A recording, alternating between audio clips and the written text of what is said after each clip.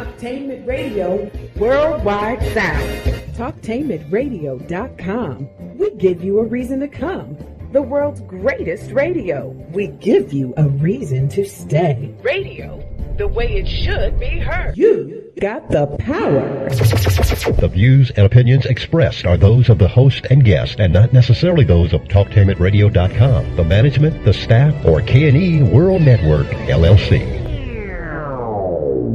Live call-in talk show. Dial 1-877-932-9766 and join the conversation here on TalkTainmentRadio.com. This is the Compensatory Concept with Mr. Neely Fuller, heard exclusively on TalkTainmentRadio.com, the world's greatest radio.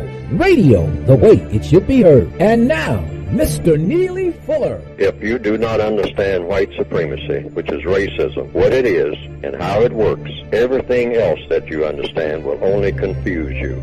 Only confuse you. Only confuse you. All right. Hello, and how are you, wherever you are? Welcome to TalkTainmentRadio.com. We go where you go on the world's greatest radio. You are now in touch with the Compensatory Concept with Mr. Neely Fuller Jr. I am the co-host, Mr. Bobby, and this is radio the way it should be heard. You can join the conversation today, which is going to be on reflections. That topic came from one of our Gmailers, and we will get into that. But reflections is going to be there, and we're going to have Mr. Fuller develop the conversation around that. You can join the conversation by calling 1-877-932-9766, or you can also Gmail me at the numeral 7, Mr. Bobby, BOBBY @gmail.com. You can listen to the program and hear it by going to the YouTube channel, just typing in Talktainment, and then typing in radio, then scroll down to Talktainment number 2, and you're there. Of course, you can also listen to us by going to the Talktainment.com radio homepage and just hit programs, listen live, and you're right there. Facebook is in the action, facebook.com/Talktainment. You can do that if you want to hear the program there.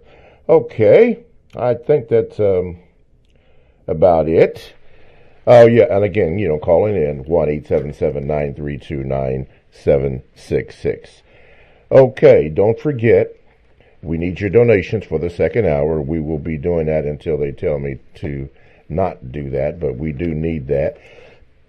Excuse me. Many have called in, and let me say this before we get started today, and I'm also saying this to Mr. Fuller.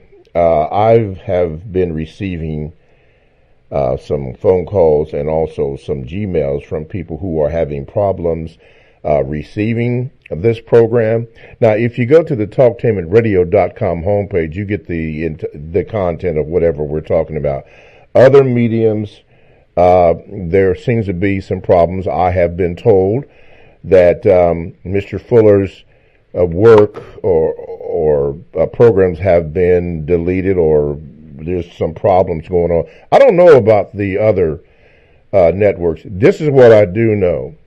Okay, that the usual suspects are in play because Mr. Fuller's word of codification is effective, and the usual suspects do not want to get that out.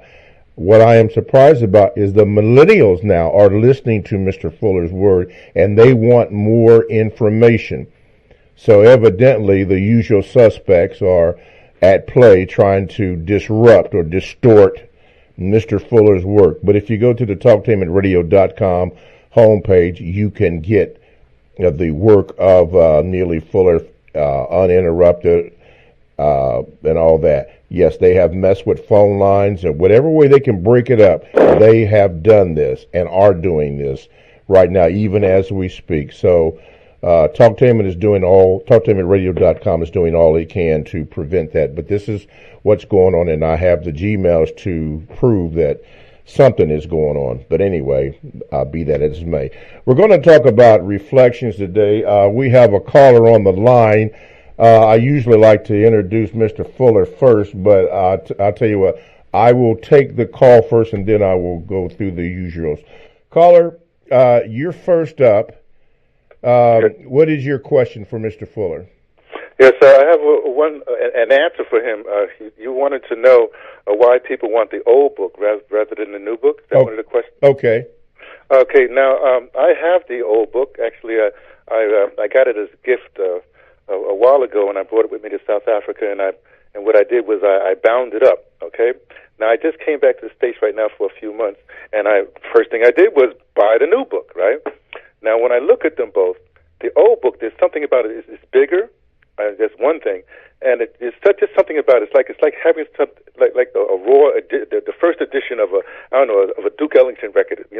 When he was early on rather than later. So I think there's something just about the aesthetics of the old one is much better. Okay. Now I do have. Is that understood? Yeah. Well, for me, I don't know about Mr. Fuller. Mr. Fuller, did you understand that? Yes, I can hear him, and I can faintly hear you. There's a problem here on the line. Okay, we're working with that one. Okay. He did. Is this Mr. Sloan from South Africa? Yeah. Okay, thank you, brother. Yeah, thank you. I'm in the States with it. Now, I have a, you talk about reflections, okay? Now, I have a thing that let me say this. I listen to Mr. Fuller I listen to your broadcast every week, okay? It's like church to me, It's like the preacher, the church, and I actually use the book like a Bible, like that. But y'all are, Mr. Fuller, I have to tell you this. I'm going to challenge you. You're driving me crazy with this. Okay, there's a thing that people used to say they say quote unquote. Now, logically, if you quote something, how are you going to unquote it right away? Now, there's many ways you can do this. You can say quote and then do the quote in a different voice and then keep going. You can say quote, do the quote, and then say end quote. There's little ways to do it. So my challenge to you, and you don't have to answer it right now, this is something you have to do. I need you to just look at that.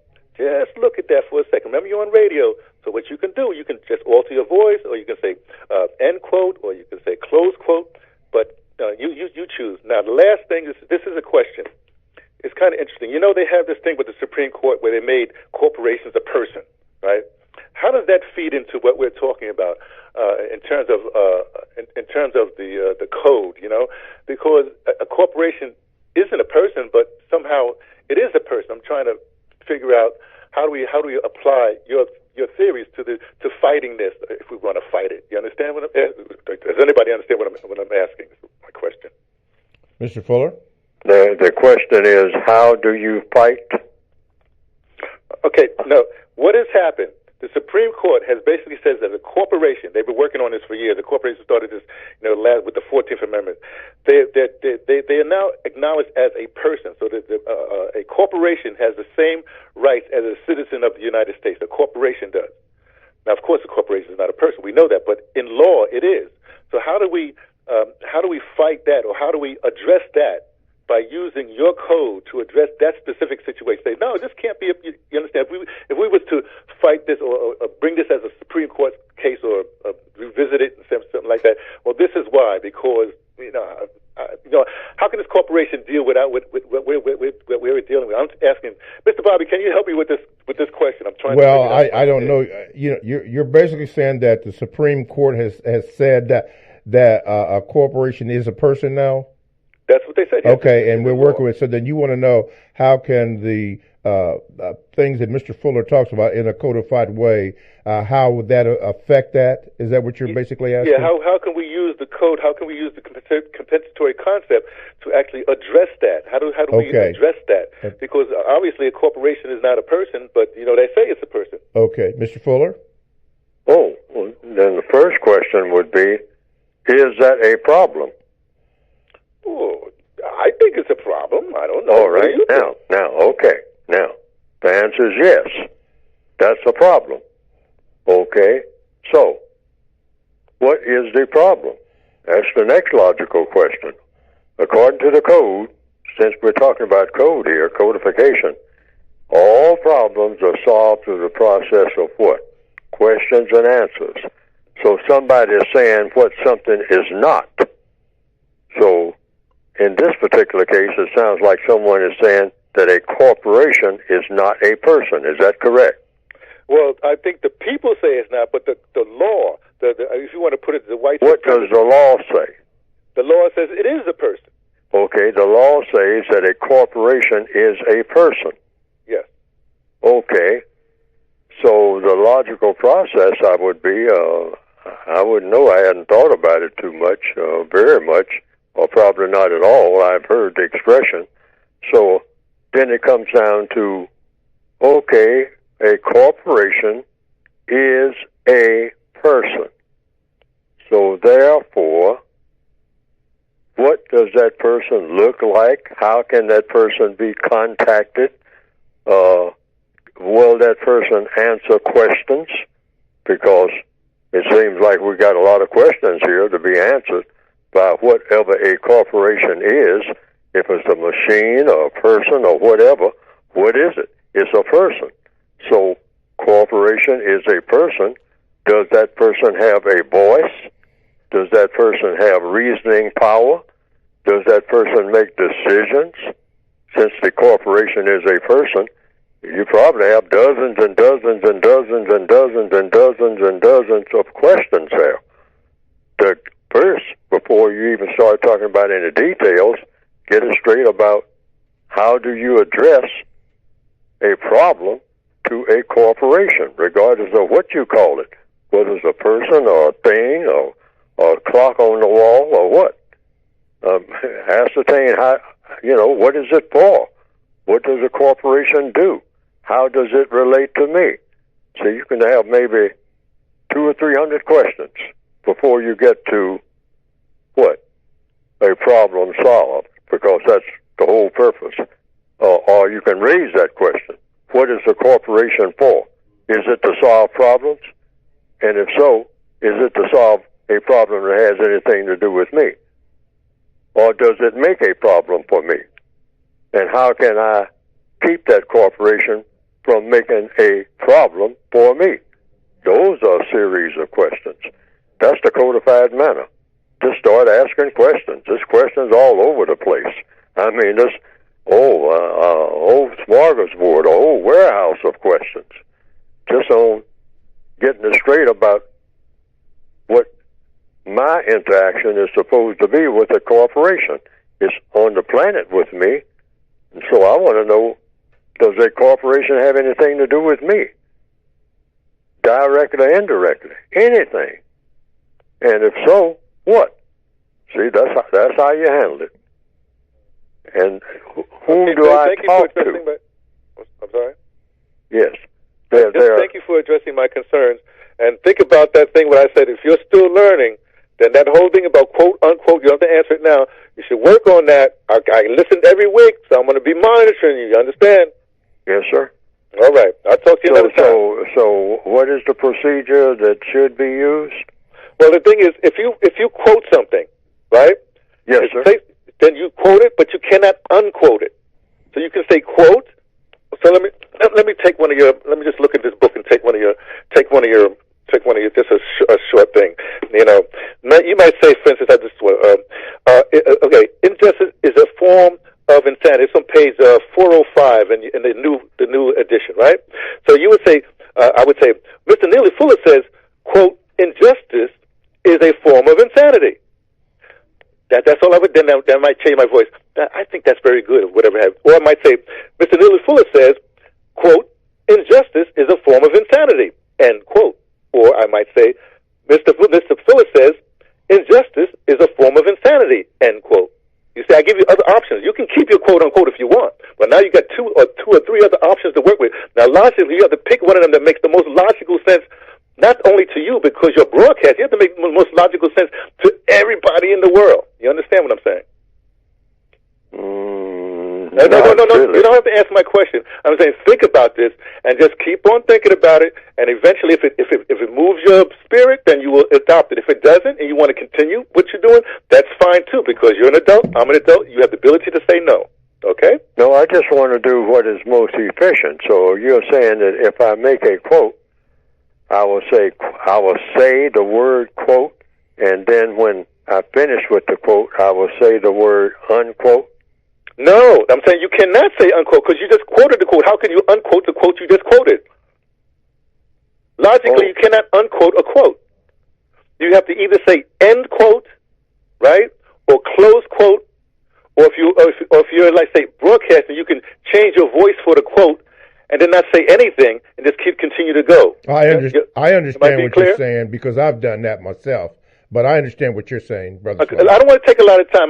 Y'all can figure it out at other time, but I'm not asking for an answer right now. Figure it out time. Let me get off so other people have a chance to talk to you, right? If it will improve communication, which is what I'm trying to do, then I'll work on that. But I have to first understand what's being said, and maybe Mr. Bobby can help give an illustration or something like that in our conversations and straighten me out on that. Okay. I have no problem with making an improvement in anything. Okay. That's what we're trying to do here. Okay. Thank you so very much. Brother Sloan.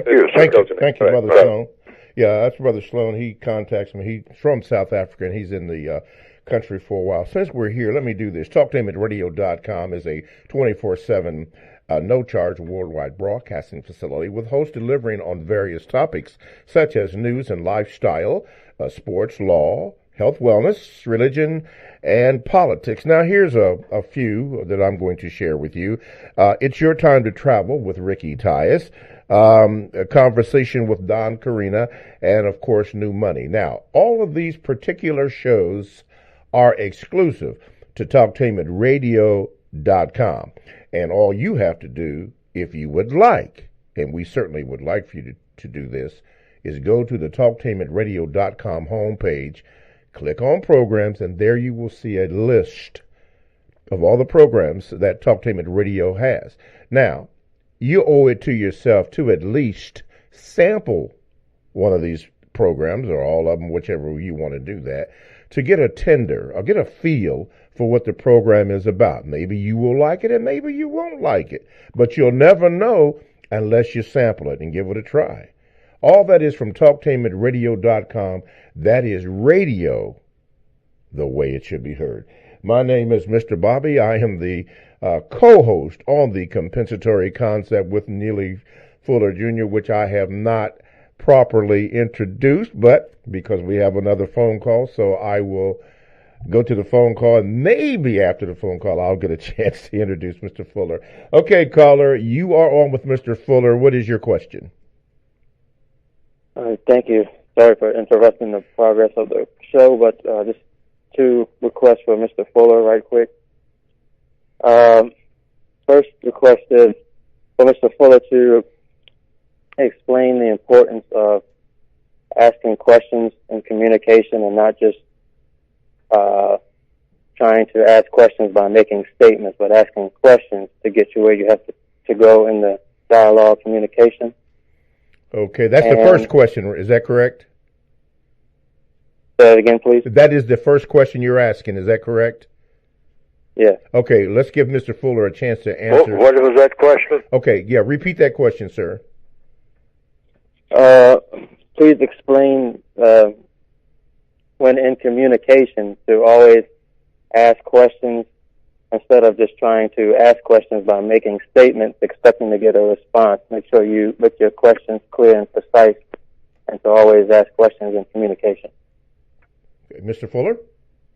If I understand the question, do you always try to make your question precise? Is that the question? Yes.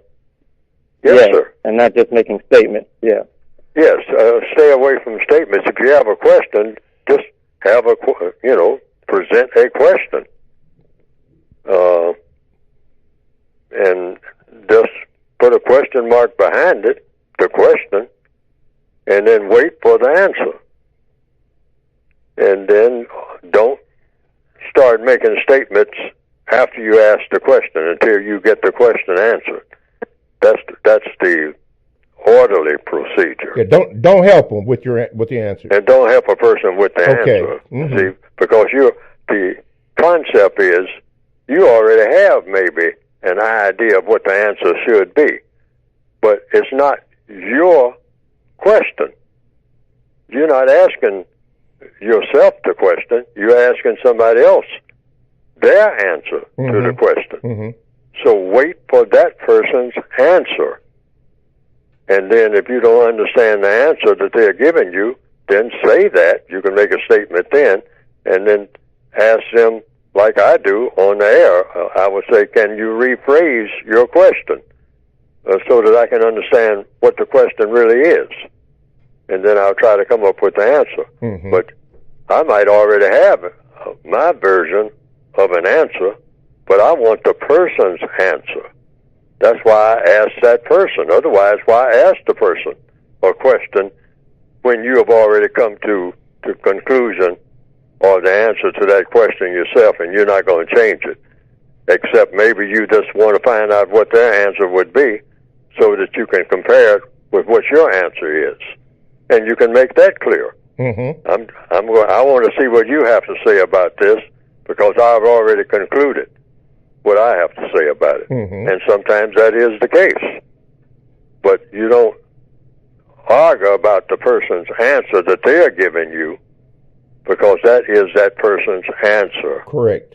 That's why you ask that person, give me your answer to that question. Mm-hmm. I already have mine. Mm-hmm. Okay. What is your second question, sir? Explain the importance of remaining silent until you have something constructive to say, particularly like in workplaces. Generally, people expect you to always chit-chat, while you're there to work and do a job. That typically goes on in a workplace. Explain how the code is just be constructive in your speech. Okay. Mr. Fuller? Yes, sir. Constructive conversation. That's one thing that is woefully lacking all over the world, and particularly here in the Northwestern Hemisphere, and particularly among people of color, particularly people who are classified as black.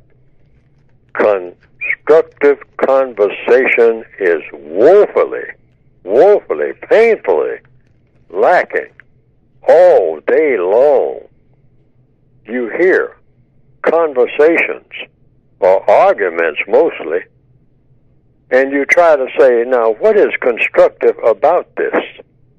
What am I listening to here on this bus? And there's someone on a phone back on the bus talking to the top of their voice, screaming, yelling. And is this constructive conversation? In other words, constructive conversation means when that conversation or that talk, you can't sometimes call it conversation, sounds like an argument all the time, an argument. We should never have arguments. We should always have conversations. Conversations are designed to come to a conclusion that's going to solve a problem in the best possible manner. An argument is just designed to win an argument, or to generate another argument that's designed to win an argument. So it just goes on and on and on, and it escalates hostility. That's what an argument does. It brings on greater and greater and greater hostility. And from the hostility comes conflict, greater verbal conflict, meaning the conversation gets to be name-calling and accusations and counter-accusations. Next thing you know, that leads to what? A fight. Yeah, fight. And what does the fight lead to? It leads to killing, which black people have plenty of. But if we had constructive contact, we would just make sure anything that I say is going to have a constructive result. Otherwise, I'm not saying it. Yes, sir. And the way you avoid non-constructive conflict, and most conflicts are non-constructive, is you don't engage in anything but constructive contact. And usually you do that through words. So if you don't have anything constructive to say, try to do your best not to say anything at all. Silence.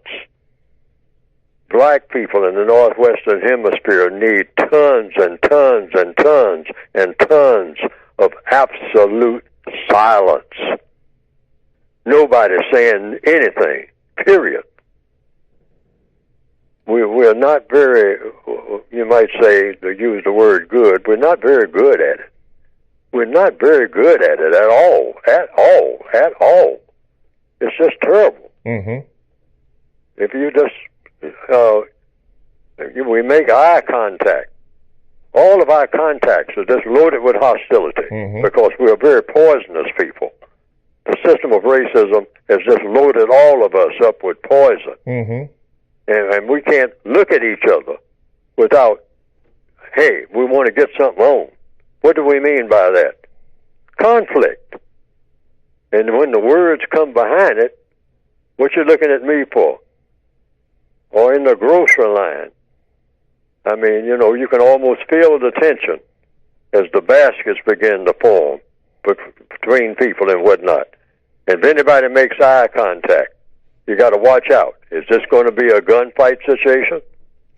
I mean, you can almost feel it coming. You can feel it coming. We have this thing. This is why for years I said when black people see each other coming, they should go the other way. I mean, I'm talking about 2 blocks away so that their paths don't even cross. So that they don't even get in contact, don't even get close enough to each other to talk.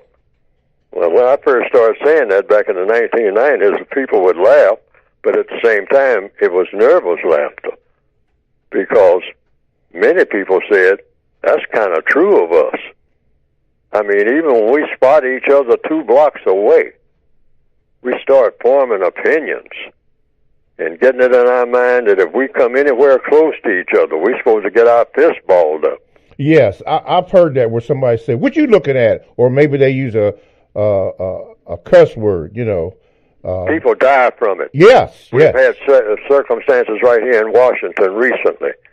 A couple of years ago, a young fellow was getting on the subway. Mm-hmm.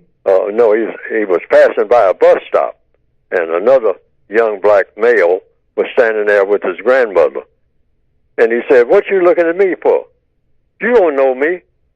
What you keep looking over here for? You got something for me? You got something for me? And then he pulled out his gun and killed the guy. Mm. And the boy wasn't even looking at him. The boy was looking at something down the street that his grandmother was trying to point out. Looking past him. Mm-hmm. But he died right there at the bus stop. That type of thing. I mean, we are loaded with poison. We are just loaded with it. You can feel it walking up on a bus stop. And already there's 5 or 6 black people huddled together there. You can almost feel it. Hey, I need to walk past this bus stop. I don't even need to stand here with us. Because something ugly is going to happen. Somebody's going to say something ugly. And then that's going to add to some more ugliness. And the next thing you know, you got a small riot between 5 and 6 people on a bus stop.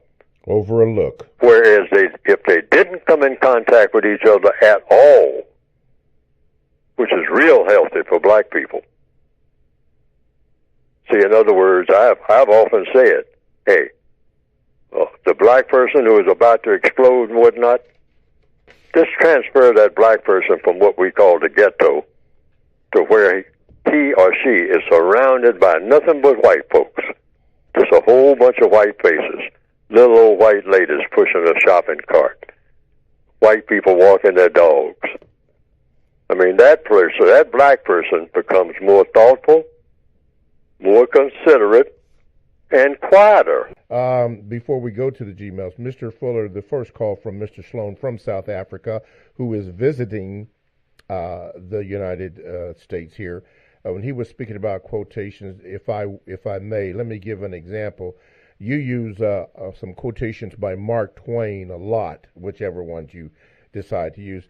I believe what he was saying is when you do that, when you quote him, and you come to the end of it, instead of saying close quote, because technically you can't close a quote which has already been quoted, but he was saying or suggesting that you may want to say end of quote, which still leaves the quote intact, and then you go on to whatever else the question may be. Is that does that get you to kind of understand what Mr. Sloan was saying, Mr. Fuller? Yes, but your voice is coming and going.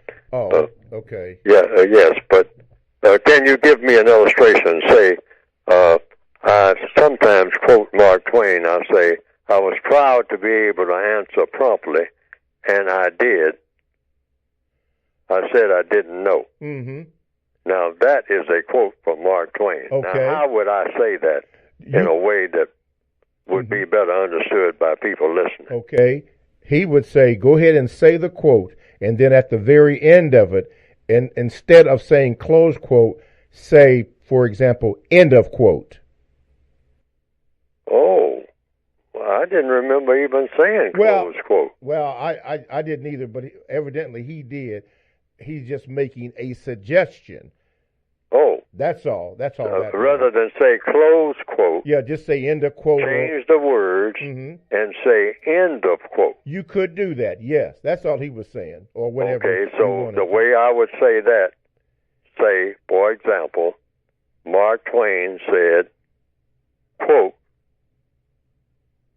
I was proud to be able to answer promptly, and I did. I said I didn't know. End of quote. Exactly. Oh. Exactly. I didn't know that I even used end of quote. Well, usually I don't think I even said anything at the end of the quote. Maybe you did, maybe you didn't. And maybe I should have. Yeah, could be. It was just a suggestion. Maybe that's it. Yeah, it was just a suggestion. That to me... And I can see where that might be confusing to somebody, because then I would continue to go on and talk about something else. Exactly. And it wouldn't be a part of the quote. It would not be part of the quote, like the one you did. Oh, I see. Like the one you did last week. I told you that I loved you, now get out. Now, for me, that is funny. That is funny. But if you didn't end it, it could go on adding things to it that wasn't in there. But to me, just because you said that it was I guess a song title or something, I told you that I loved you, now get out.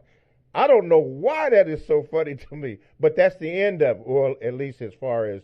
Well, I was just making an illustration so that people can understand about this word love. Yes. How it's just, people throw that word around just like it's, it means this and it means that, and it means nothing. I mean, and so it's gotten to a place that doesn't mean anything. Yes. I mean, black people talk about love. I mean, boy, we load up with love when we talk about it. But where is it? Okay. Anyway, let's move on here. Yes, sir. Okay. Wait a minute. I just lost the page, so let me get this back here. Don't want to do that. Here, let me get it back here. Yeah. Evidently, we must be having some problems because I'm getting something from Mr. Roopdog. He says, Mr. Barber, your voice is much lower than Mr. Fuller's voice on today's broadcast. I know we have technicians back there working on that. That's one of those things that probably the usual suspects are in play. Now, I cannot prove that, but this is the only show where this seems to happen at, as I was speaking with Kahari last night about that. Evidently, they don't want Mr. Fuller's message to get out, but we're trying, Root Dog, to do the best that we can concerning that.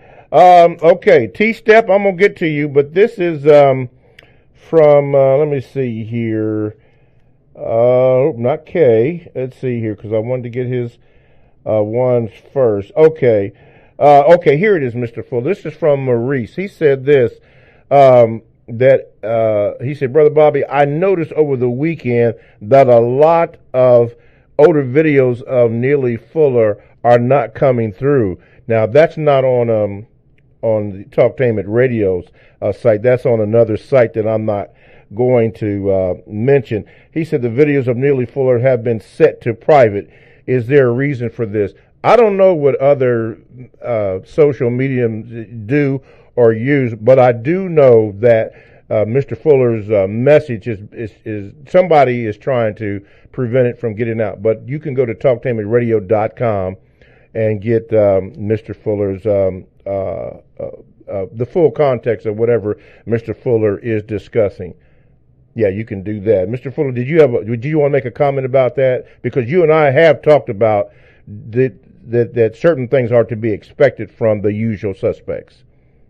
Well, when something is happening, the code position is when anything happens that shouldn't happen in the system of white supremacy, just logically speaking, it's the white supremacist's fault.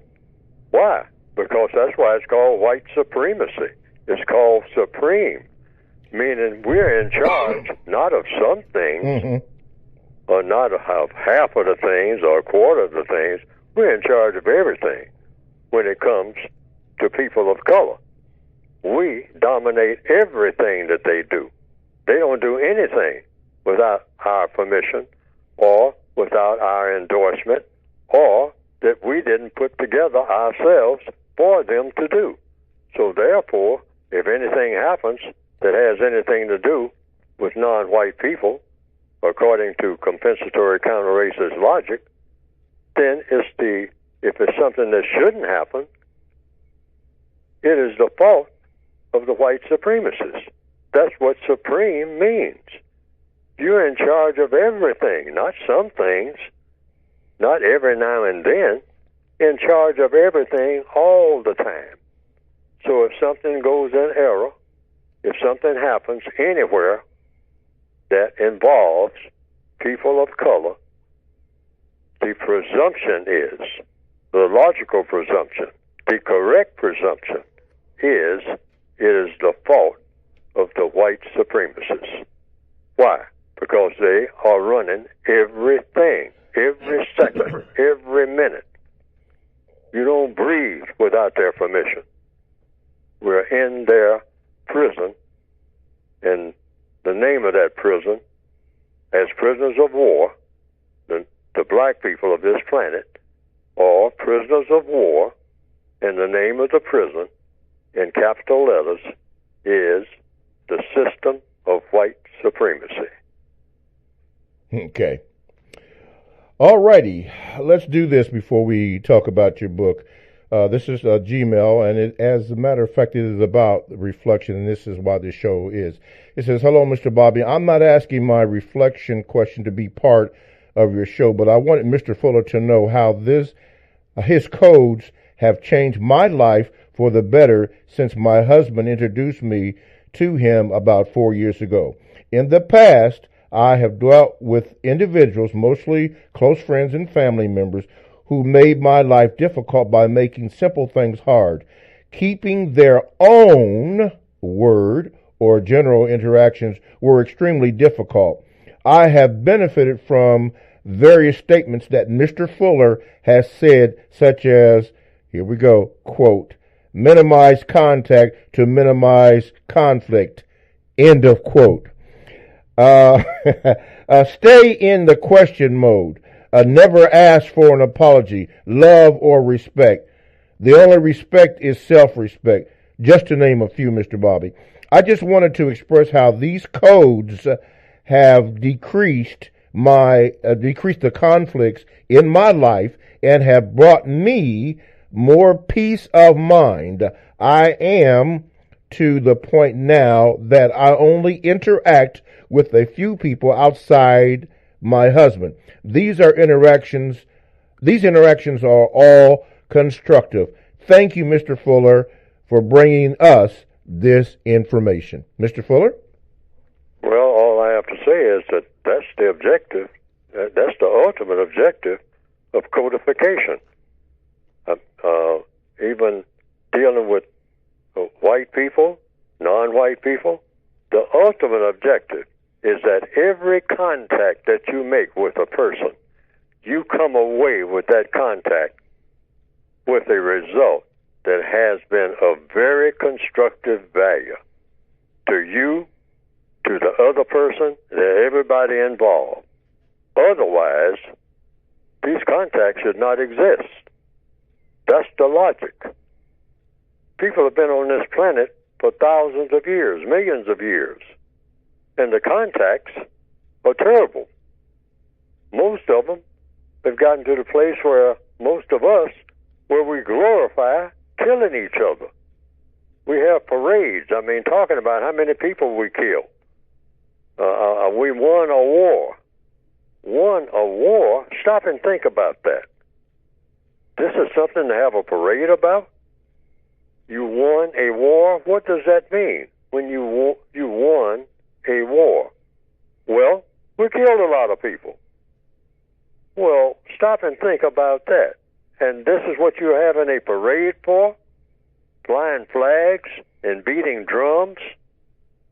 And a lot of people carrying the same rifles that they carried when they killed someone?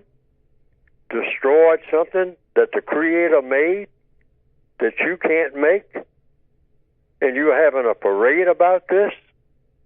Everybody all lined up and dressed up and grinning and tooting horns and firing off something called fireworks. The person who the last thing they heard was a gunshot, that person doesn't want to hear any fireworks. That's the last sound that they heard before they fell, with blood gushing out of their mouths, and then they died on a battlefield. Do you think that they appreciate gunshots? No. Well, what's this parade about? See, we are absolutely sophisticatedly insane, all of us. And the white supremacists have fed this more than anybody and made it worse. I don't say they invented it, but I'm saying as long as it's been around, they just made this particular thing worse. When they should be saying, hey, we're going to change this world for the better. No more of these military parades and none of that. I mean, showing off military hardware. No, when you land your plane and come to visit the new people of this planet, when we visit each other, we're going to have our carpenters out there to greet you, our doctors out there to greet you, somebody who repairs something, somebody that does repair work, plumbers, bricklayers. We're going to have a fellow out there with a hard hat on. I mean, he's going to have his tape measure and whatnot. I mean, tape measure in one hand, he'll shake your hand with the other hand. Then he'll show you his tape measure, his new one, the new electronic tape measure that does a whole lot of calculations real fast. All right, and he's going to take his hand and put that in your hand and present that to you when you get off the plane, rather than somebody salute you because you killed somebody. This is a bunch of foolishness. Yes, sir. By people who are supposed to be super intelligent. But we are intelligent, but for the incorrect reasons. Yes, sir. Stop glorifying death. Oh. And start, if we're going to celebrate, making somebody alive. Okay. Let's do this. TalkTainmentRadio.com. We go where you go. Download the TalkTainmentRadio.com app to your cell or to your tablet. That's radio the way it should be heard. My name is Mr. Bobby, the co-host on The Compensatory Concept with Mr. Neely Fuller Jr., and it is at this specific time, although we're 6 minutes late, that we have Mr. Fuller talk about his book. And it was mentioned in the very first segment today, at least the old book was. Mr. Fuller, talk about your book. Yes, you can get the book by going to producejustice.com. That's producejustice.com. Because the concept of the entire work is that we're supposed to have the best government that we can possibly have on the entire planet and on any other planets we may be thinking about going to. The best possible government. And that government, naturally, would be a government of justice everywhere. And so justice would mean what? After we produce it, because we never have done that anywhere on the planet as far as I know, in all the history of the world. And that is guaranteeing that no person anywhere ever is mistreated. That's number one. And two, guaranteeing that every person who needs constructive help gets it. Every person, without exception. Otherwise, you can't have that thing called justice. Now, that takes some thinking, and that takes a whole lot of work and a whole lot of high-powered thinking, the best possible thinking that you can come up with to make those two guarantees, because no one has ever done it. But just because it never has been done, like at one time, no one had ever gone to the moon, just about everybody said it was impossible. But in less than a decade, has been celebrated now this year, 2019, they say that somebody thought of doing it and say, let's stop talking about it, let's do it. And they did it in less than 10 years, after millions of years of talking about it and singing songs about it and looking at it and trying to figure out what it is. So it's the same thing with this product called justice. Somebody once said, if you can conceive of something, if you can think about it, you probably can do it. Otherwise, you couldn't think about it. You couldn't even think about it. Now, maybe we need to think about that. If you can think about it, it can be done. Otherwise, you couldn't be able to think about it. That's the way the mind is supposed to be. The super mind, you might say. The correct mind among people. But this is what this book is about. But first of all, you have to get rid of racism in order to start talking about really being serious about having an entire world of justice. That's the first order of business. Why? Because racism interferes with everything of constructive value among the people of this planet. Right now, what is all the news about? It's about this person and that person probably being racist. And you say, okay, well, what has that got to do with anything? Well, it has to do with everything, because it gets in the way of economics, gets in the way of straightening out the education system. Mm-hmm. It gets in the way of, it makes a mess of entertainment. Oh, yes. All right. And then labor and law, religion, that color thing. I mean, somebody put something on their head or something and put something, to cover their hair. A lady might do that, and that lady has color in her skin, and all of a sudden religion is involved in the color business. All right? And somebody has a lot to say about that, and it goes back and forth, and you got heated arguments, and then you got killing going on. Okay? So you got to straighten out this mess about what color somebody is, and stop doing business on the basis of that, so we can go on to produce this thing called justice. And the textbook for victims of racism, the book that I have written, is supposed to help us along that journey. All right? But to get rid of racism is the first step. That should, because it interferes with everything else. I don't care what you start out to do. Yes, sir. You can get it by going to producejustice.com. And that first book that Brother Sloan indicated, I believe it was my brother that indicated something about the digital design on there, which is the first book. You can still get that book, and that book is still relevant. Is that correct? It is, but right now it's not at the website. I mean, I had a distribution problem. I got to figure out what that's all about. But it should be up and running in a couple of weeks again. Now, and also the Word Guide. Yes, it's sir. not available right now. Okay. But the basic book is by going to producejustice.com. That's the revised, expanded edition now. Okay. 2016. 2016. The original was 1984. Right. That book there, the 1984 book, do you happen to know why that book seems to be gaining in popularity again? Because a lot of people really like that book. I don't understand it. The first person to point this out to me was a person in French Guiana. And he told me, he said he wouldn't understand the revised expanded edition if he hadn't read the original edition. Now, I don't want to sound like I'm trying to sell books and whatnot, which I am trying to sell books, but that's not my real objective. In fact, I said that I'm not going to put that book back up here. I have a revised, expanded edition, a 2016 edition, that covers just about everything that's in the original book. But the gentleman from Guyana, French Guiana, which is off the coast of what we call South America.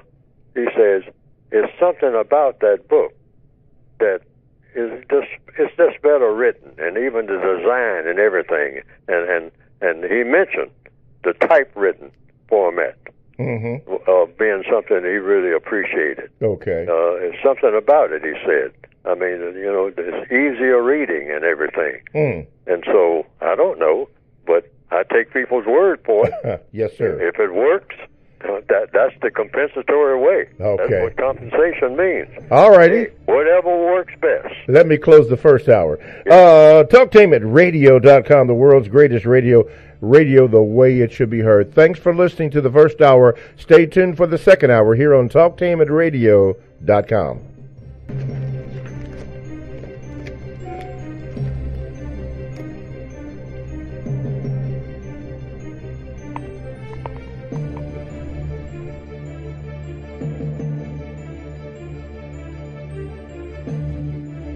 Thanks for listening to The Compensatory Concept with Mr. Neely Fuller, heard exclusively on TalkTainmentRadio.com, the world's greatest radio. The most important question in all racial matters, why? One should always ask it. Radio, the way it should be heard. You've got the power, the world's greatest radio. TalkTainmentRadio.com. Talktainment Radio, worldwide sound. TalkTainmentRadio.com. We give you a reason to come. The world's greatest radio. We give you a reason to stay. Radio, the way it should be heard. You got the power. The views and opinions expressed are those of the host and guest and not necessarily those of TalkTainmentRadio.com, the management, the staff, or K&E World Network, LLC. Live call-in talk show. Dial 1-877-932-9766 and join the conversation here on TalkTainmentRadio.com. This is The Compensatory Concept with Mr. Neely Fuller, heard exclusively on TalkTainmentRadio.com, the world's greatest radio. Radio, the way it should be heard. And now, Mr. Neely Fuller. If you do not understand white supremacy, which is racism, what it is and how it works, everything else that you understand will only confuse you. Only confuse you. Only confuse you. All righty. Welcome to the second hour of the Compensatory Concept with Mr. Neely Fuller Jr. I am your co-host, Mr. Bobby, and this is Radio the Way It Should Be Heard, TalkTainmentRadio.com. Yeah, the way that radio is going to be heard. 1-877-932-9766 is the number that you can call, or you can Gmail me, as Anthony Sloan did from South Africa. Thank you for the correction for me, my brother, visiting here in the States. We were speaking about quote unquote, and he set the record straight for me anyway. So thank you again, and he just sent me another Gmail acknowledging that. Okay, so thank you for that. Our topic today is reflections.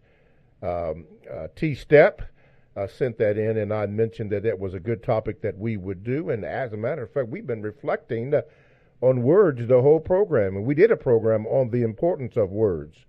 And so we had Mr. Fuller and have Mr. Fuller addressing that. Again, the show is completely unrehearsed.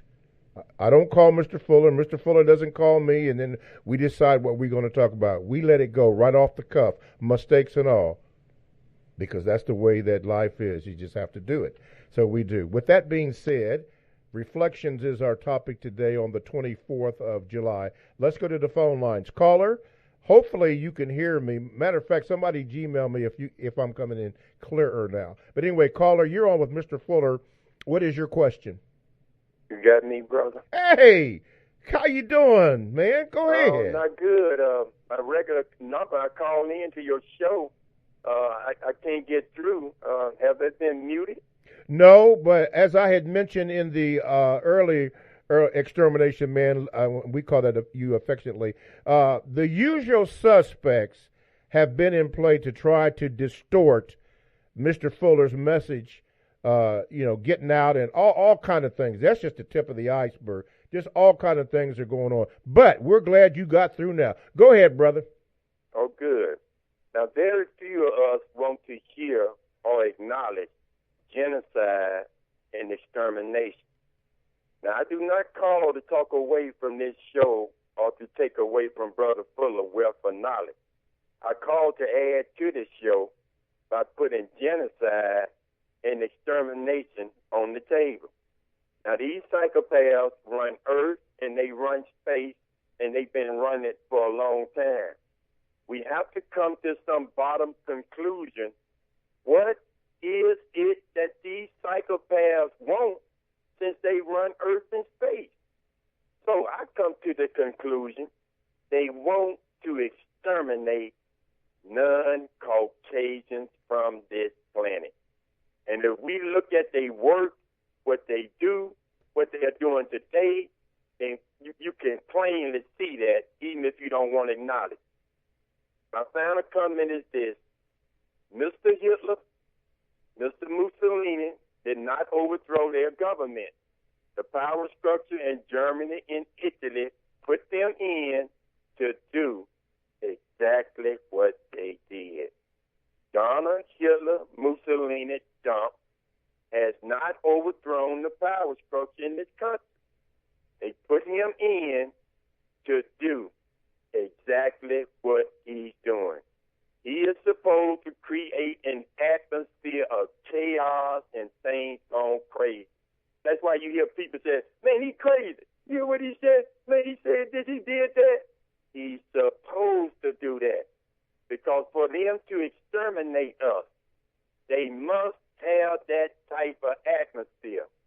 For us to have a UN headquarters in New York, a black man is choked to death with 6 or 8 police around him, breathing for breath, and to have a UN headquarters right there in New York, and they don't say nothing, and nobody say nothing to them, what does that mean?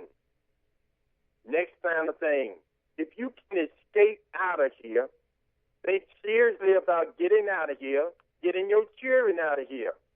You're not going to escape racism and white supremacy. They run the earth and space. But you might be able to get somewhere. Your grandchildren live their life out. They are psychopaths. They are mentally ill. Mm-hmm. But they are not the mental illness where a person don't know right from wrong. They know it's wrong to kill Trayvon. 300 police on Facebook in Philadelphia putting out racist comments. Police in uniform, in retired in Philadelphia. They know this wrong. Yes, sir. They must create an atmosphere for masses of black people. All right, my brother. Slaughtered. I appreciate you calling in. We missed you, extermination man. Call back. All right, thanks. All right, Mr. Fuller. Let's see here from the Gmails. Let's see here. This comes from Yatora. She says this, Mr. Fuller. Mr. Fuller, I'm sure I've read over this entire book, but I still would like to hear you, Mr. Fuller, break down on this question. Is it more or most constructive to focus one's time and energy on helping other black people to get on code, or to focus that energy on the system of white supremacy to end the mistreatment of black people? Either way, it works.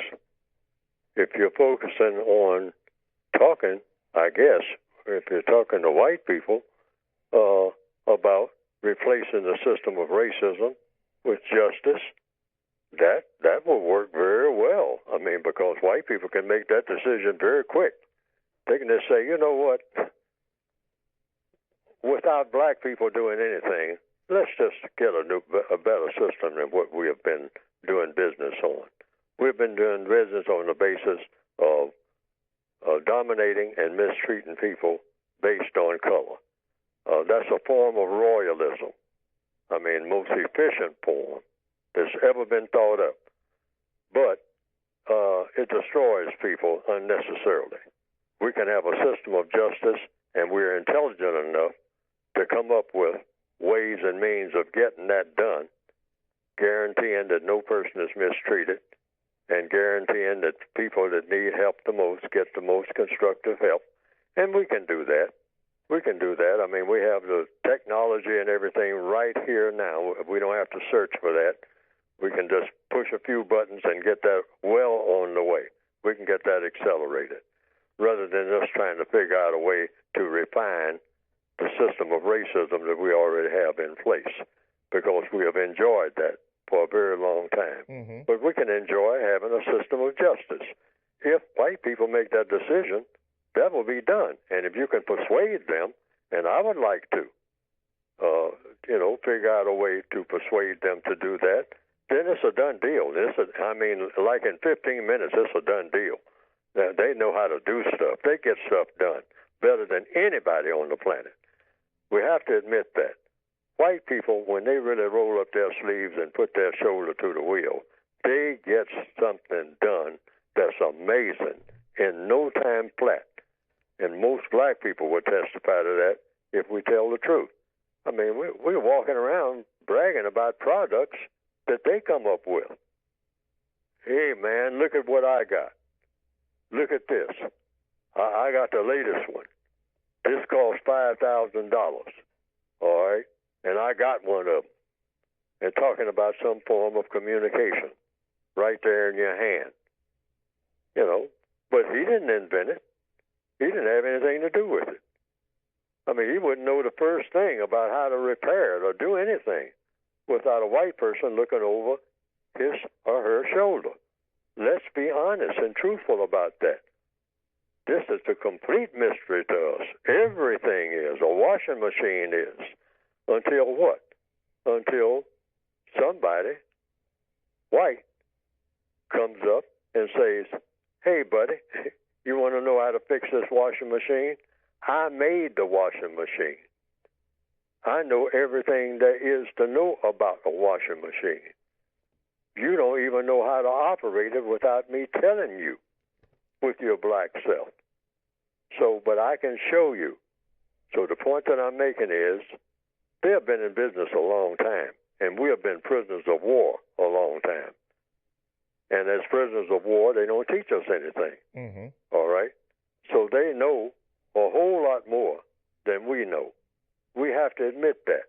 That's why black people don't try to show off to white people, because we know that that's silly. Yes. That won't work. We show off to each other. Mm-hmm.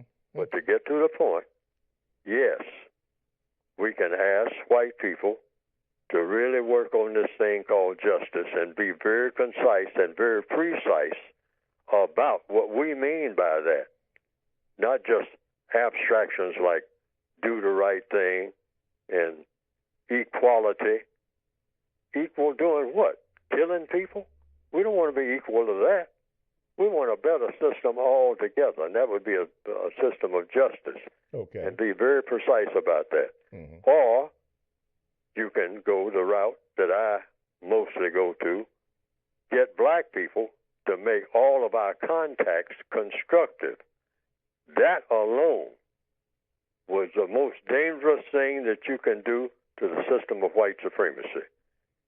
Sometimes black people call and ask me, or they'll, be talking to me, or call in on this program. And I keep emphasizing that.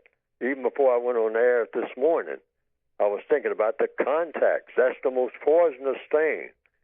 If we make every one of our contacts constructive, that will blow the system of white supremacy apart. I mean, big time. Okay. They can't resist that. There's no way. Oh. If we just concentrate and said, hey, I'm not contacting any other black person for the rest of my life unless I have a constructive reason for doing so. Period. It's got to be constructive. Yes, otherwise, I ain't doing it. Oh. I ain't talking to nobody or nothing. Okay. Phone lines are open. 1-877-932-9766. And yes, the usual suspects are at play again, but phone lines are open. 1-877-932-9766, or you can Gmail me at the numero 7, Mr. Bobby, BOBBY, at gmail.com. Okay, question from the Gmails, Mr. Fuller. It says this: good morning, Mr. Fuller. Mr. Fuller, on July the 10th, 2019, you were a guest on the Carl Nelson Show. You made a comment, I am paraphrasing, that you believe the U.S. is preparing to set up the country like Brazil and California. Can you provide your VGQ regarding this? Oh, that's just something's been floating around in my mind for years. I started thinking that way back in early 1970s, I think, or the late 1960s. And I said, California is sort of like an incubator for experimentation, particularly when it comes to matters of sex. Sex is very important. Sex is extremely powerful. It's the greatest motivating force among the people of the planet, next to the system of white supremacy itself. It motivates. Everything is sexual. Everything. But it's secondary to the system of white supremacy.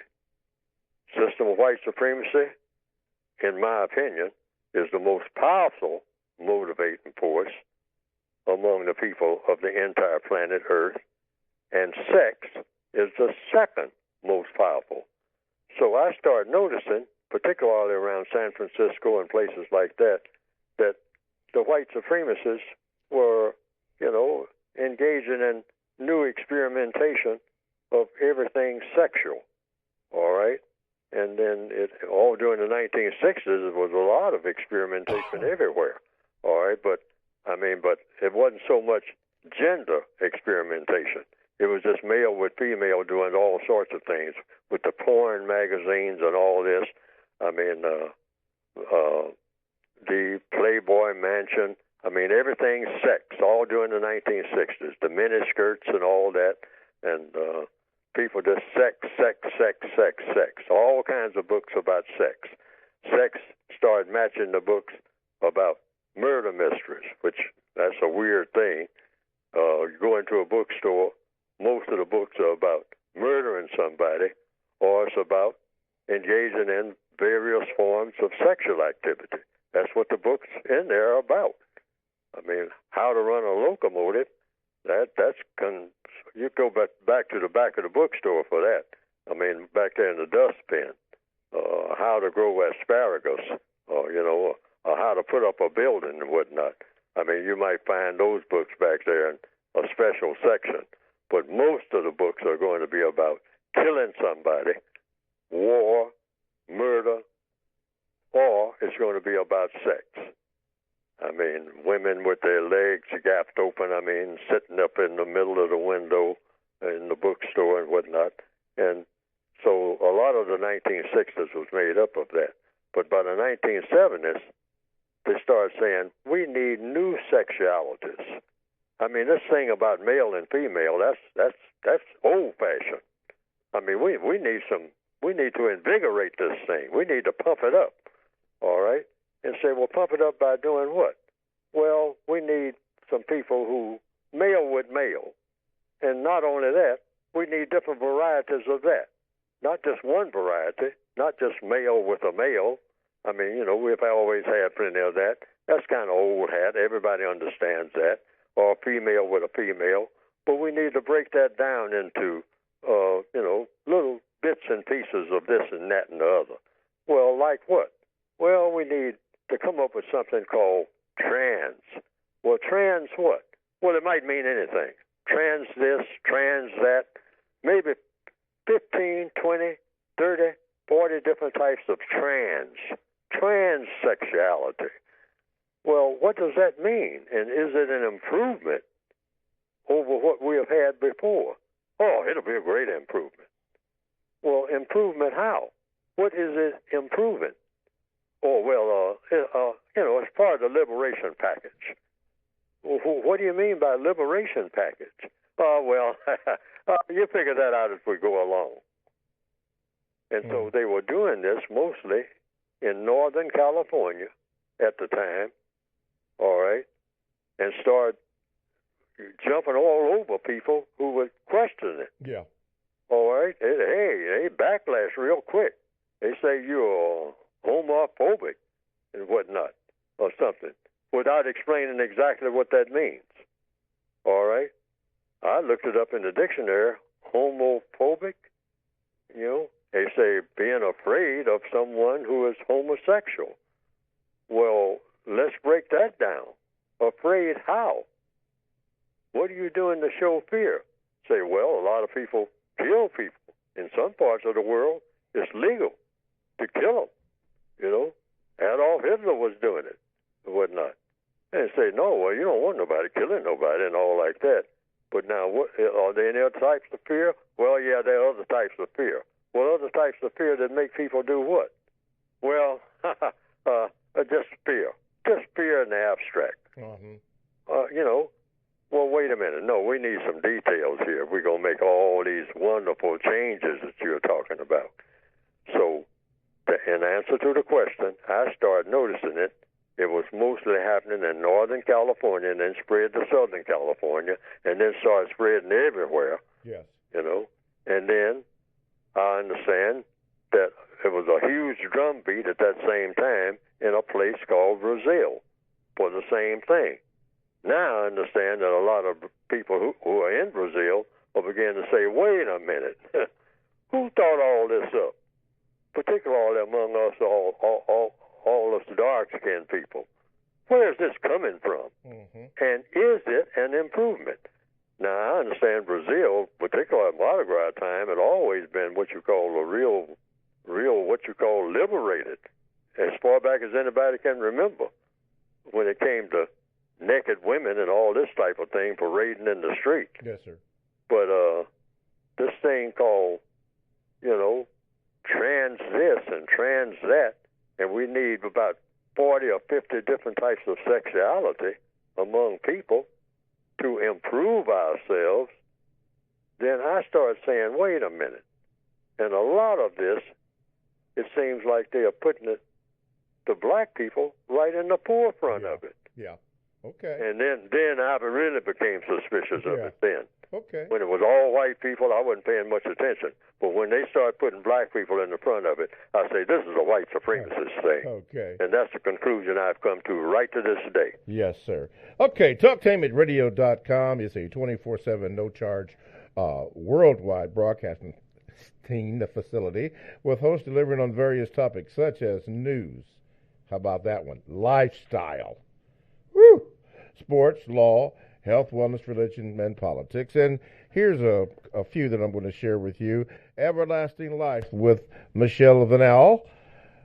This show right here with Mr. Neely Fuller Jr. and Mr. Bobby as co-host, The Compensatory Concept, and All in the Family with S. Yolanda Robinson. Now listen, again, all these shows are exclusive to TalkTameItRadio.com. All you have to do is go on the TalkTameIt.com radio homepage, and man, you're right there. Just click on a couple of programs, sample it, see how you like it. And if you do, maybe you can like and subscribe to it. That's totally up to you, but sample it. All this from TalkTameItRadio.com, radio the way it should be heard. My name is Mr. Bobby. I am the co-host on the Compensatory Concept with Mr. Neely Fuller Jr. And before I take the phone call, Mr. Fuller, you spoke about the word trans. I was in a meeting last night, and that word came up along with a couple other things that you've hit on. And now it's up to 500 different types of expressions of sexuality. And I didn't know that it began out in California. Wow. All right, let's take a phone call. Caller, you're on with Mr. Neely Fuller Jr. Go ahead. I wanted to say that sexual remark that he stated is so true, because I know me, myself, that's what I kind of always am thinking about, and I have to check myself on that. I want to thank Mr. Fuller for mentioning that in his book.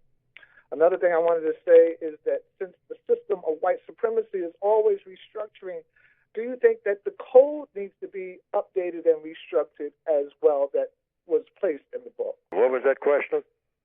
It says, you constantly mention that the system is a 24-hour system and it's always retweaking and restructuring. And do you think that the book itself needs to be going through restructuring as white supremacy keeps changing and restructuring itself? Oh, yes. That's why as I become aware of things, because the white supremacists are always coming up with something, some refined way of practicing white supremacy. Once you get something started, you keep trying to improve it. That's whether you're making an airplane or a motor car or a lawnmower or a telephone. I mean, improvements have been made. So the white supremacists understand that universal principle. Once you get something going, you start looking at it and double-checking it and whatnot and say, I wonder if I can improve this.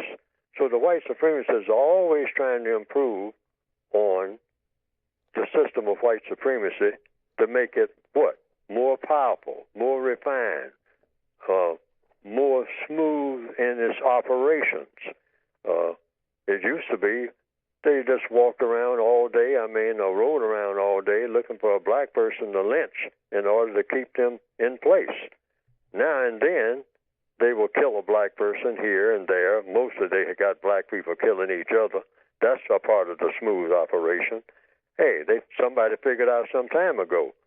Why not just put them in a frame of mind where they have hostility toward each other and plant that seed in the schools and everywhere else where they become rebellious against the teacher and whatnot because the teacher is not teaching anything that they think they can use.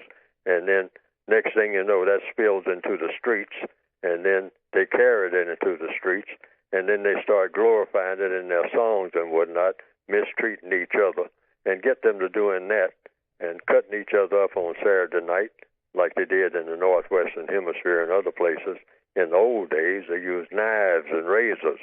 I mean, just regular ritual.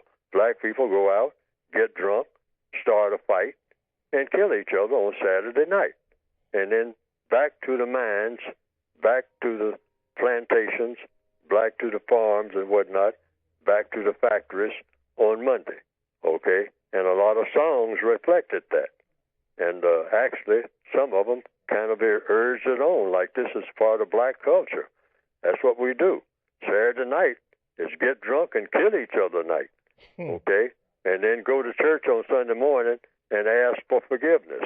And then back under the slave master's job on Monday. That was the sequence. Mm-hmm. And so the white supremacists thought of doing all this.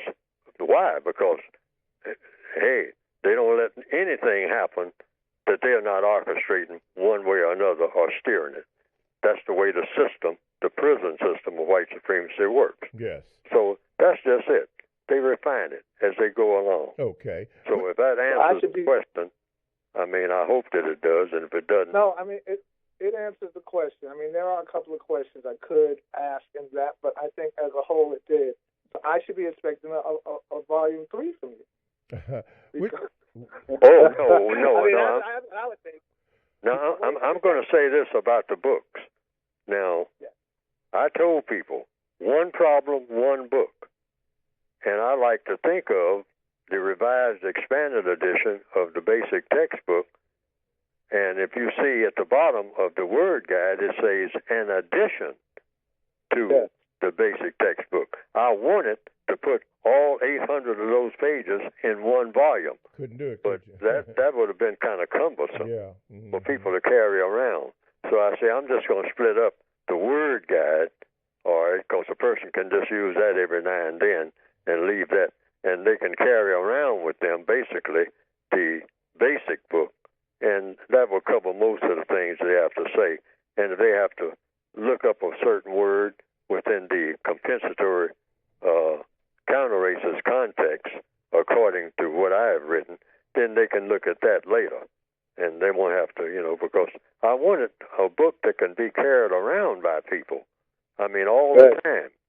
And, on the job and whatnot. And even in classrooms, people said, well, don't we need special schools for this and all that? I said, no, you become the school.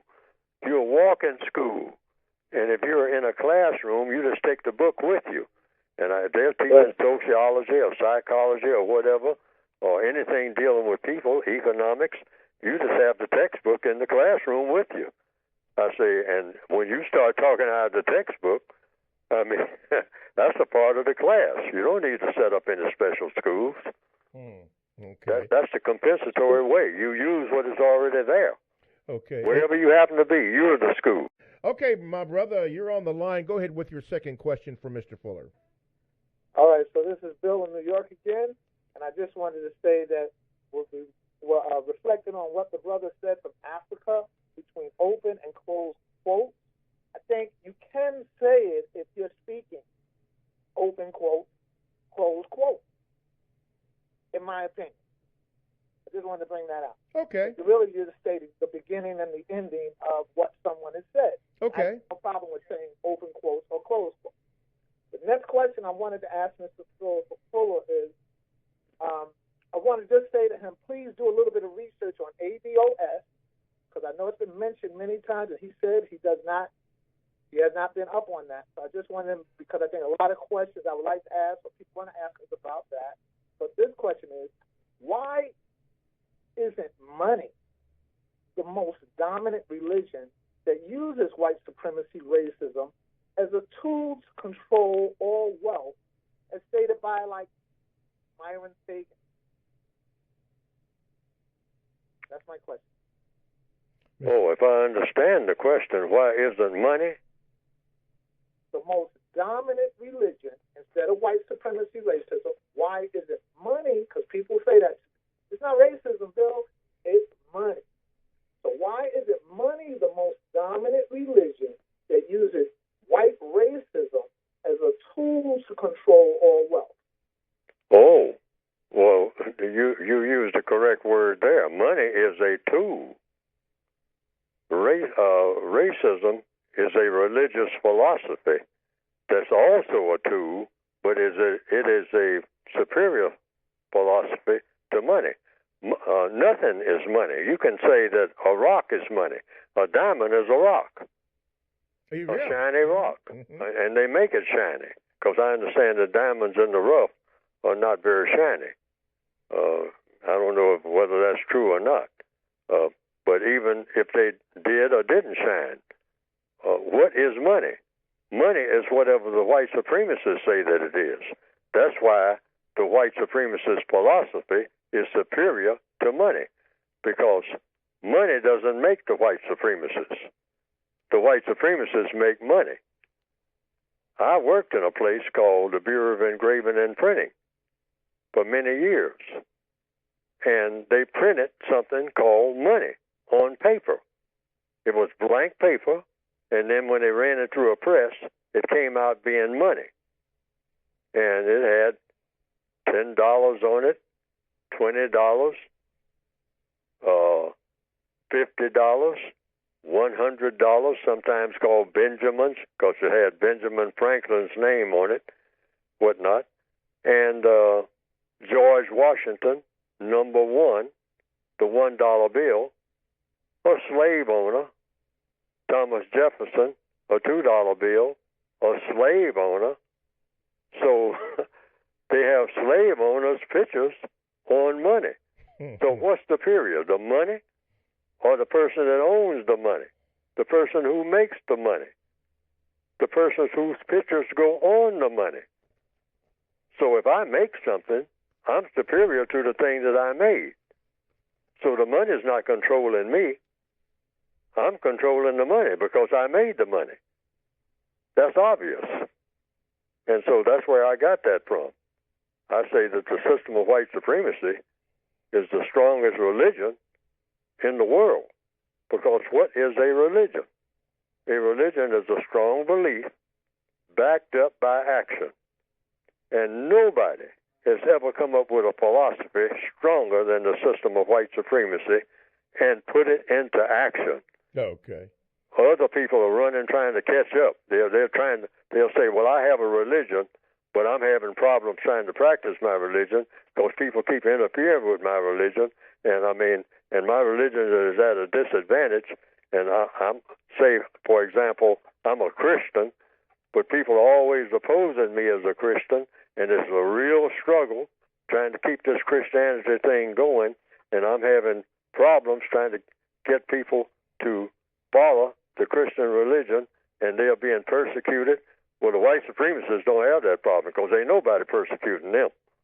I mean, hey, they don't take no guff from nobody. I don't care what your religion is, your philosophy, or how much money you got if you're black. the white supremacists said, hey, you ain't seen money like me. I'm a white person in the system of white supremacy, and I am money. I'm walking money. Any money that you have doesn't mean anything until I say so with your black self. That's why the code says the system of white supremacy is the most powerful religion ever thought up in the minds of the people of this planet. I don't know about other planets, but on this planet, they prove it every minute of every day. Every day. All righty. Let's see here before we do. Okay. Caller, you're on with Mr. Fuller. What is your question? Good morning, Mr. Fuller. I'd just like to say, you're totally correct about everything you're saying. I'm seeing it. I'm observing it. It's pretty much right in our faces. I was listening to an older show back in 2013. A young man asked you to look at a documentary called "We Come as Friends," and it went into the effect of China over in Africa with the white supremacists, and it pretty much just validates everything you say. That's all I can really say. I'm just listening, and everything you're saying is really true in my eyes. That's all I gotta say. All right, brother. We thank you for that VGQ, and thank you for listening, my brother. Very much. Thank you very much. Okay, Mr. Fuller, let's do this. TalkTameRadio.com. We go where you go. Download. Do people still do that today? Download the TalkTameRadio.com app to your cell or to your tablet. That's radio the way it should be heard. Thank you for listening, brother. Sound like you were driving, but thank you for listening. My name is Mr. Bobby, the co-host on the Compensatory Concept with Mr. Neely Fuller Jr., and I'm listening to him myself. But it is at this particular time that we designate for Mr. Fuller to discuss his book, and I have both copies right here. And Mr. Fuller, go ahead and talk about your book. Yes, you can get the book by going to producejustice.com. That's producejustice.com. And right now, the Word Guide and the original 1984 edition might not be available. That should be available within the next 3 weeks, someone has told me. I hope that's correct, because there are people who are asking for those books. And right now, you will get the revised expanded edition of the 1984 edition. That's the latest edition, and the only main edition, by going to producejustice.com. That's the 2016 edition. And what will come up on the screen is the method for ordering, and a little description, just a brief description of what the book is about and what it's for. And the book is directed to the individual person of color, non-white person, here on planet Earth in 2019, who perceives him or herself to be a victim of the system of white supremacy. And it gives an analysis, according to my opinion, of what racism is and the effects that it has, and what an individual person, a series of suggestions about what an individual person can do each and every day without having to check with somebody else or go to a committee meeting or anything like that. You have problems every day, most likely, directly, indirectly, if you're a person of color on planet Earth in 2019. And the problem is people will mistreat you because of your color. That's like a domain. That's like something that has to be. That's just a given in the system of white supremacy. That's what it's for. It's set up to dominate and mistreat people who have color in their skin. So we needed, in my opinion, a book that would address that for the individual. And when the individual is acting alone or speaking alone or in a lonely situation, what do you do? What do you say? Because everything is about what you do and what you say.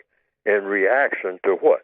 In reaction to what somebody else does and what somebody else is saying. And that includes people that look like you and people that don't.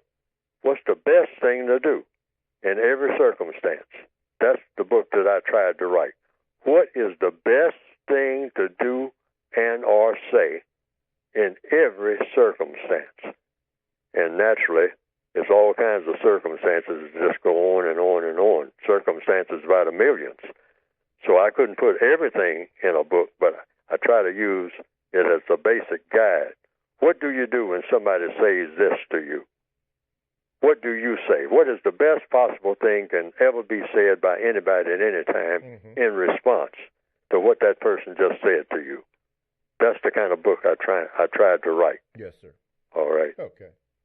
All righty. ProduceJustice.com. That's how you get it. Okay. All right. Let's go back to the Gmails. Let's see here. This is from Brother Rashad. He says this. Hello, Mr. Bobby. I really appreciate the discussions you hold with Mr. Fuller. He often mentions old school movies having a lot of valuable, constructive information. I have been taking his advice and watching a lot of the old school Hollywood films. Can you ask Mr. Fuller if he ever watched the film 20,000 Years in Sing Sing? There is a lot of constructive information for victims of white supremacy in the film based on a book written by a former Sing Sing warden named Laws, Laws. Then he gave a link to the online film. Mr. Fuller, have you watched the movie 20,000 Years in Sing Sing? No, I haven't. Have you heard of it? I heard about the movie when it first came out many years ago, but I never bothered to see it. Mm-hmm. Maybe I should. Well, you got a lot of backup stuff to do, don't you, Mr. Fuller? Yes, sir. I mean, it's a lot of stuff. I mean, in fact, I have books on my shelf that I am intending to get to for about 15 or 20 years. I mean, and I haven't gotten to not one page of any of them, and more are still coming. Yes. So I'll never be able to do a lot of things that I want to do. But I try to do the best I can with the little time that I have. Yeah. Well, yeah, because I'm getting that too. But anything that anybody can get out of anything, look.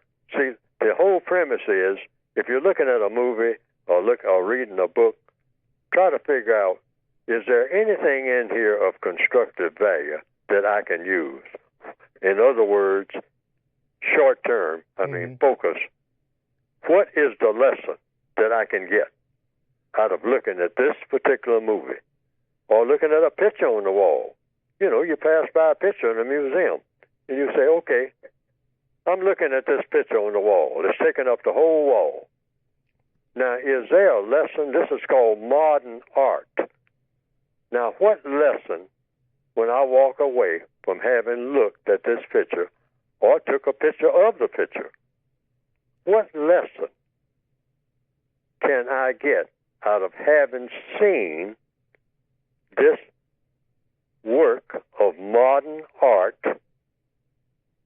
on this wall today?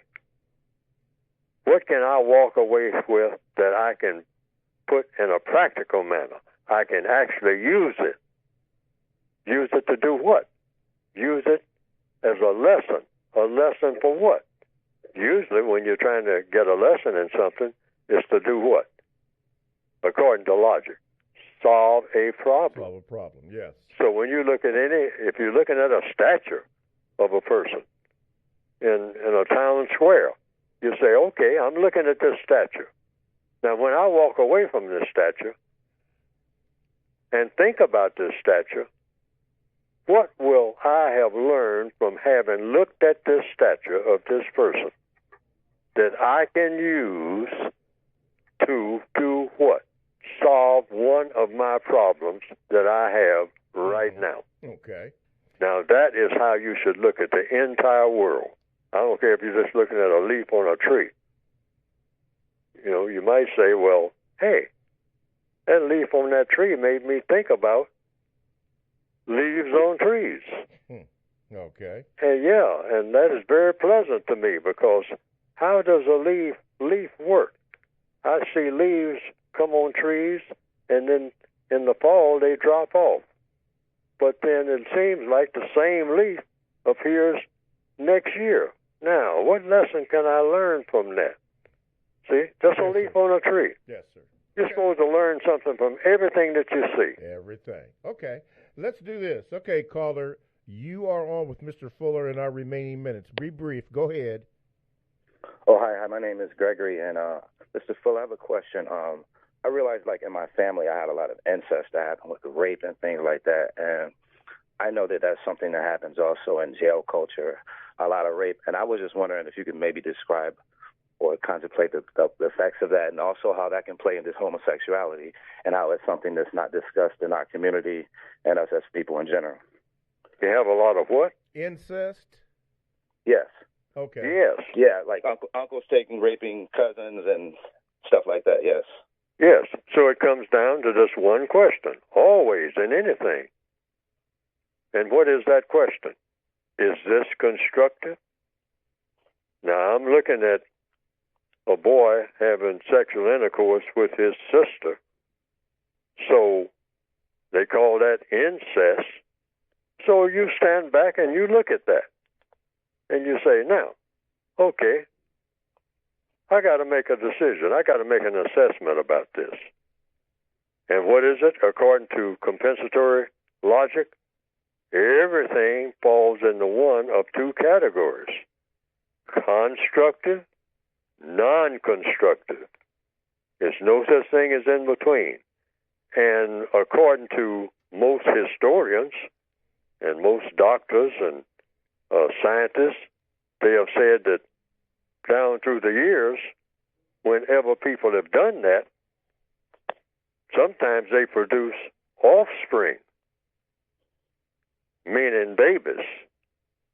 And they have found that, oh, yes, you can do that.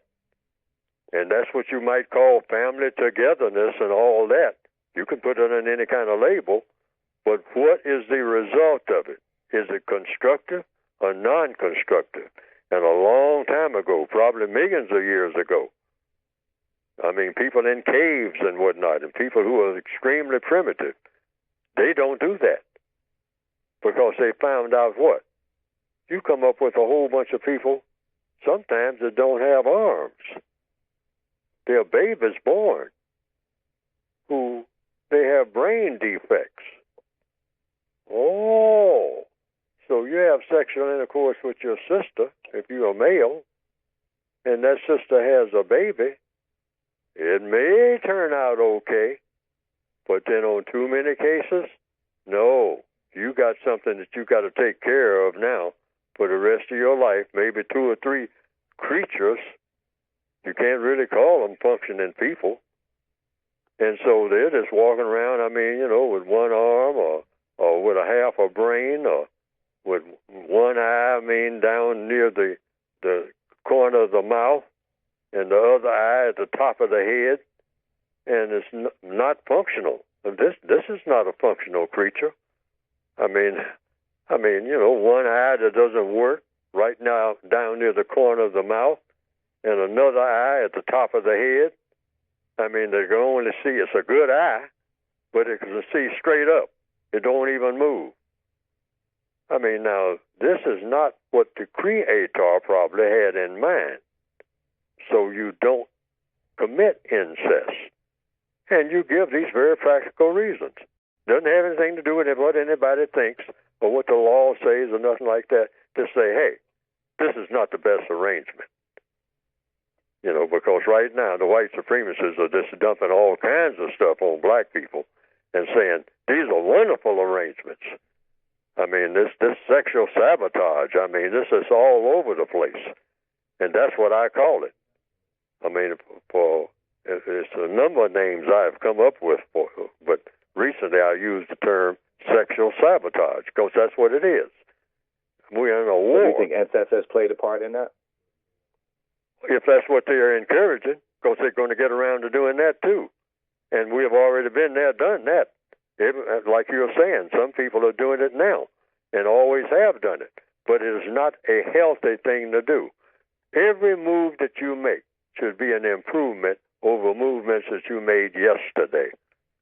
I don't know who originated that. I didn't originate that, but it makes a whole lot of sense. Every move that you make today should be an improvement over any move that you made yesterday.